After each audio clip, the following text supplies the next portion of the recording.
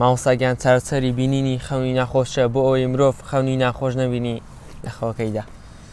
وەڵا چارەسەرەکە ئەوەیە ئینسان لەسەر زیکری خی گەورە بەردەوام بێت بە تایبەت کاتێک کە دەخەوی ئەو زیکرانەی کە دانراون ئینسان بیان خوێنێت و زیکری بەیانیان و ئێواران بخوێنێت و ئینسان پشت بە خی گەورە ببەستێت ئەجا قەلەقیش نەبێ و نەترسێت بە ئیزنی خی گەورە خەوی ناخۆش لە شەیتانیەوەیە بۆ هۆکارانە پارێزرا دەبێت ئینشاءالله. مامۆستاگیان پرسیارەی کە بۆ نمونە کاتێک خەوێکی ناخۆشمان بینی درەنگانی شەو بە خەبراتینەوە ئەوە چی بکەین چۆن خۆ پارێزی؟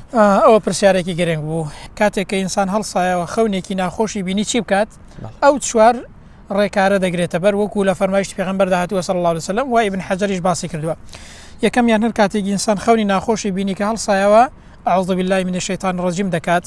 دووەمیان خۆی پەنا دەگرێت لە خراپەی ئەو خەونەیە کە دەیبینێت چونکە لە شەیتانەوەی خەونی ناخۆش. سێمیان ئینسان 3,000 تف دەکات بەلای چەپیدا. چوارەمیان ئینسان ئەو لایەی کە لەسەری خەوتووە لایەکەی دەگۆڕێت. ئەنجا ئینسان کە خەونی ناخۆشی بینی پێغەمبەر صلی الله علیه وسلم فەرموویەتی لە لای کەس باسی ناکات، باش نییە ئینسان خەونی ناخۆش و تێکەڵ و پێکەڵ بگەڕێتەوە. پێغەمبەر دەفەرمێ صلی الله علیه وسلم بۆ ئیزنی خی گەورە بۆ هۆکارانە بۆ ڕێکارانە ئینسان پارێزراو دەبێت لە شەڕی ئەو خەونە خراپەی کە دەیبینێت.